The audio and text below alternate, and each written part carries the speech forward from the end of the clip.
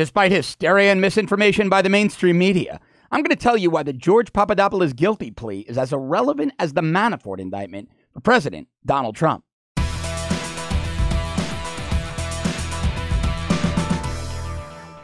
Now, the mainstream media is absolutely giddy. They're hysterical. They're celebrating. They're throwing parties. They're popping bottles at the corner table in clubs, racking up big tabs over George Papadopoulos pleading guilty part and parcel to special counsel Robert Mueller's investigation into Trump-Russia collusion. Chris Cillizza, the fix, over at now he's the point, over at CNN, wrote, why George Papadopoulos' guilty plea is a much bigger problem for Trump than the Manafort indictment. Our friends over at the New York Times wrote, why George Papadopoulos is more dangerous than Paul Manafort. Except it isn't. The Papadopoulos thing is a big nothing. Now, Papadopoulos, you have to understand who this guy was. He was a low-level staffer. Yesterday, I tweeted, quote, Papadopoulos was an unpaid foreign policy campaign advisor who stupidly lied to the FBI. He wanted Trump to meet Putin. Trump team said no. And today, President Trump called Papadopoulos a liar and a low-level volunteer. Now, look, my tweet yesterday got thousands and thousands of retweets, about 10,000 likes, almost 6,000 retweets, because people that understand how campaigns work understand how significant Papadopoulos was. So let me give you a little inside baseball right now into what a guy like Papadopoulos does and who he is on a campaign. On a presidential campaign, there are thousands upon thousands of volunteers around the country. Papadopoulos was an unpaid foreign policy advisor. There are dozens of those. The mere fact that President Trump, well, now President Trump, then candidate Trump, mentioned him in a news item, in a media hit, is irrelevant. I advise candidates on communications often, and one of the things I always advise candidates to do is give a pat on the back, an attaboy, to people who are working long hours helping the campaign for very little to no money. Campaign work is tough. You get terrible food, cheap hotel rooms, and coach airplane seats in the way back of the cabin. It is not glamorous work. Not by a long shot. You often work around the clock. You often don't get expenses reimbursed if you're a volunteer. So to hear the candidate mention your name and say something nice about you goes a long way. I doubt Donald Trump could have picked George Papadopoulos out of a lineup, pun intended, back then. He was simply a guy that a higher level staffers put Papadopoulos' name on a piece of paper and said to the candidate, then candidate Trump, hey, say something nice about these 5 people. The candidate did, like candidates in every election do, every election cycle. The mainstream media is trying to make you believe that George Papadopoulos was in Trump's ear every day, that he was a close confidant and associate. Nothing could be further from the truth. And the guy didn't last long on the Trump campaign. But most importantly, I have a copy of George Papadopoulos' plea. George Papadopoulos didn't plead guilty to anything remotely resembling illegal collusion with Russia. He pleaded guilty because, quote, the defendant, George Papadopoulos, made material false statements and material omissions during an interview with the Federal Bureau of Investigation. That's all it was. He lied to federal investigators, and he was a moron for doing so because collusion is not a federal crime, and that's the crux of today's show. This is what the mainstream media, this is what the Democratic National Committee, this is what all the liars out there, I'm going to call them liars, are not telling you. There is no federal statute. There is no crime of collusion as it pertains to elections and election law. It is perfectly legal for a U.S.-based campaign team to meet with a Russian national who might have information on the opposition candidate as long as money is not exchanging hands in violation of the Foreign Agents Registration Act.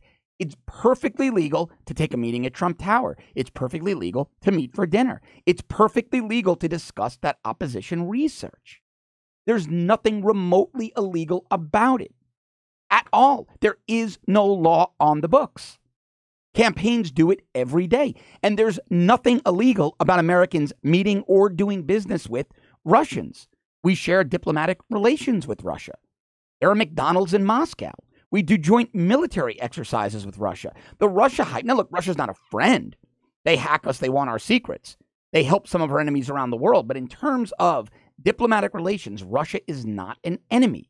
It is perfectly legal to meet with Russian nationals, to do business with them, as long as you file the proper paperwork.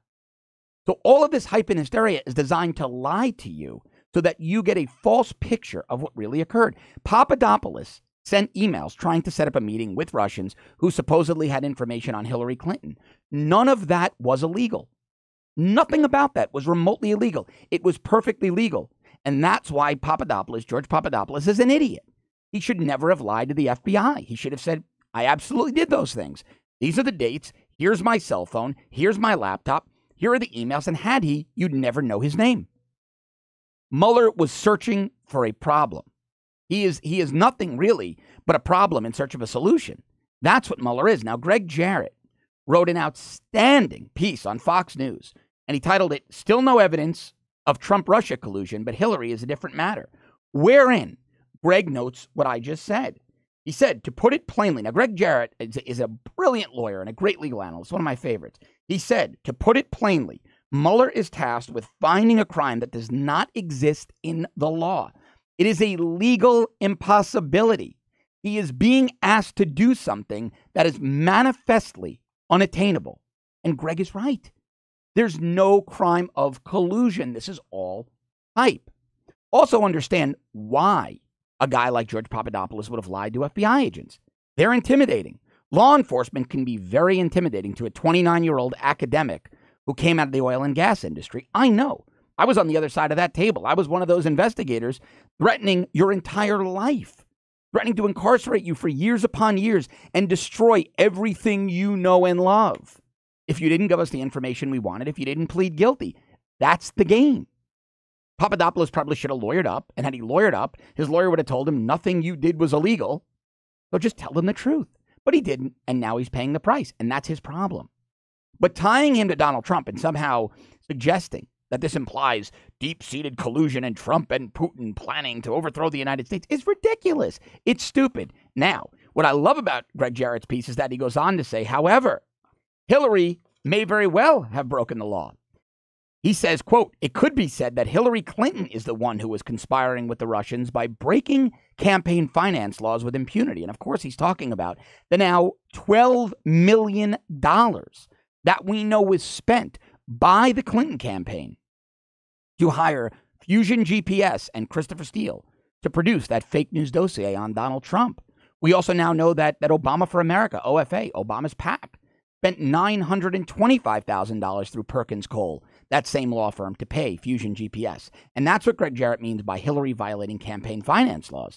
Instead of disclosing her campaign's payments to Fusion GPS on the Federal Election Commission website, she funneled them through Perkins Coie, her law firm, to hide the disbursements from the federal government.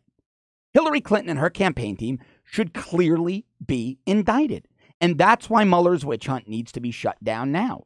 But going back to the point at hand, Papadopoulos' guilty plea is in no way, shape, or form a reflection on President Trump. Because again, meeting with the Russians, meeting with any nation, any national of any nation with which we have diplomatic relations to obtain opposition research on an opposing candidate, as long as no money exchanges hands, which was never alleged in this case. No one ever alleged the Trump team paid anybody.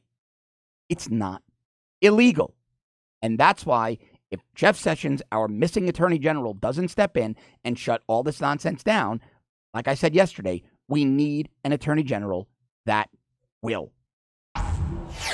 If you like this content as much as you know I love bringing it to you, please subscribe to our premium service at www.therebel.media/shows. If you're already a subscriber, thanks a million.